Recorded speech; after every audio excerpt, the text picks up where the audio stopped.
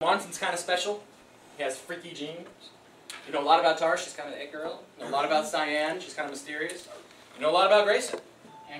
Do you have any idea what the actual main conflict is? No. You might. You might not. But I would say at this point, no. Why? Because I focused on character. Now that is traditionally very, very different, especially for a young adult type novel. Characters are generally very subtle. And the reason why I did that is because I want the problems of the characters to affect you emotionally. This is going to sound super dorky, but stay with me. And one of the Harry Potters, there was the end of the Harry Potter when one of the main characters died. I felt emotional about it. Why do you think that is? The person does not exist. He's not real. Why do you think that is? You ever had that where you watch a movie and something happens to a character and you got emotional about it? Is it because he has a great part of the story? Bibliotherapy? Bibliotherapy? I did not know that was that good. Is it because he has or she has a great part of the story? Has a great part of the story. I mean, that's anyways. The point is that you've emotionally connected with that character for whatever reason. Maybe maybe with Cyan you felt left out. You felt embarrassed. You felt emotional about things. Obviously, emotionally, Cyan has some problems. She does, as she's very standoffish. When really, does she really have any reason to be? She comes from a very privileged family. She's a beautiful girl. Why is she so standoffish? Some people are just like that, but some people aren't. Taurus obviously has some problems. Well, you're going to get more development in Taurus here in the next couple chapters. And with Cyan and 30, especially. Cyan comes back in 30. So you'll get to learn a little more. Anyways, the point is to create emotional attachments to characters so you're affected by what happens to them. If you ever read a book, watched a movie, watched a show, where someone dies and you're like, eh, I don't like them anyways. When 90210 ended, the original one, they were all I graduated with them, literally. Like, they were class of 03, I was class of 03, same with Saved by the Bell. When 90210 ended, I bawled, because I was losing friends. They were no longer going to be there every week. I know, and I know through that. My wife watches tons of shows. They had just had the season finale of Prison Break.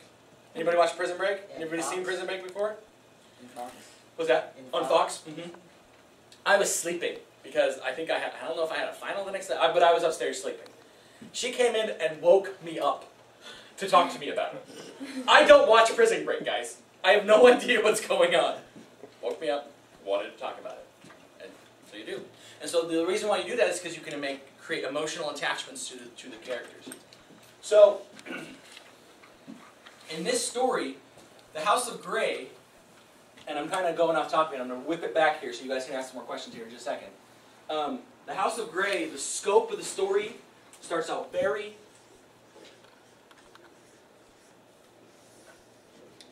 narrow. It's a very focused goal. Monson is at school and is just trying to figure out what the hell is going on. Right? The scope of the story as the story expands will broaden dramatically. The second book broadens dramatically.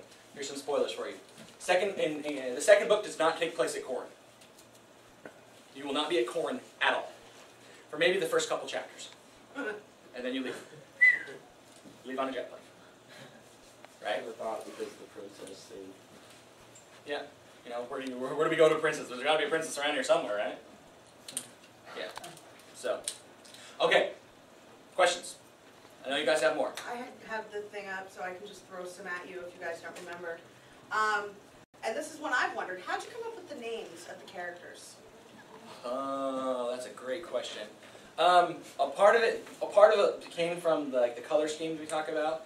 Like, Cyan had to be named that. Taurus had to have her green in her name. Indigo, she's a sister of Cyan, so I named her Indigo. Right? With Casey, when you're a fresh writer, and you'll find this out if you do start writing, whether it's comic books, you know, especially creatively, you'll find that you're going to write what you know.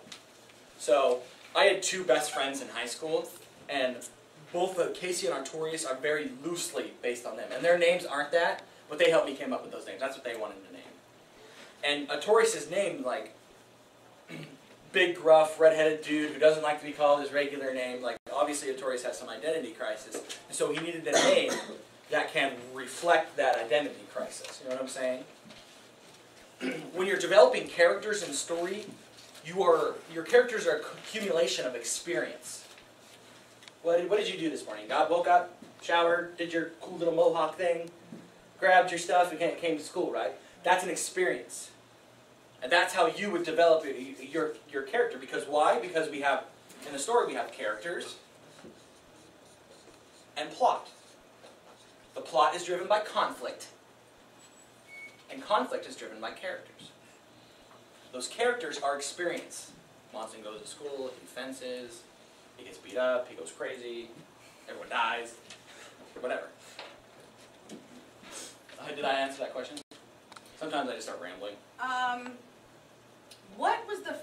What caused Taurus to cry, which set off Monson to punch the fountain and cause that, and what was the story behind Taurus? So what's the story behind Taurus? Who asked that question? Raise your hand. Where did I find it? I don't remember. Somebody. I just saw it here. Oh, they're not here today. Who asked that question? Very possible. Okay, well, who does anybody have a theory about that? Go ahead. Like she said, when she was in the cave with Monson, that she brought her first love there. Her first love may have been Damien, is what I was thinking. And Oh, yeah, she was talking to Damien about the cave, made her decide to take Monson to it. Yeah, I think that's a pretty good guess. I'm reluctant to answer because you're going to find out in like a chapter and a half. So you guys are on 30 right now, right? You have 31, 32, you'll find out in 33. Like it all comes crashing down in 33. How about Kylie and Casey? Kylie and Casey's history is actually a very large subplot. It's very important to both Kylie and Casey's development. Suffice to say, what chapter are you on? 30? You'll find out in 31 why Kylie's there. Kylie's a little bit odd because if you look at her, if you listen closely to the beginning chapters, she's kind of got a split personality. Like, do you remember when Monson falls on her? You remember what she first does? Yes. She's kind of like, "Can you get off of me?" Which, you know, is a very common reaction.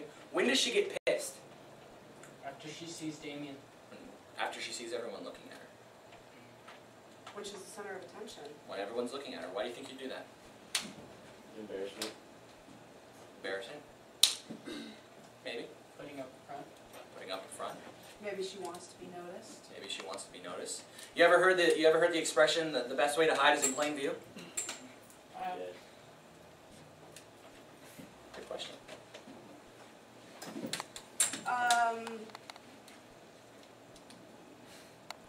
Why did Monson lose his man card and not kiss Taurus? Who says man card and not this card? I'm throwing in my words in there, but a couple of people wanted to know.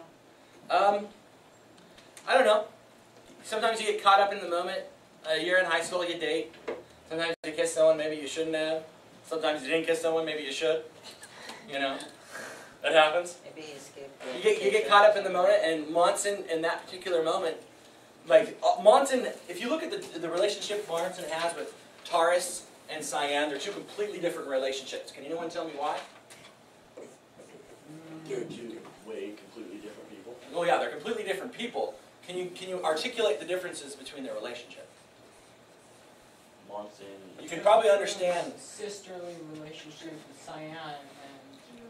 Who thinks Monson has a sister relationship with Cyan? Yes, like, Does anyone? I don't. You know, you could make that argument. There's a guy.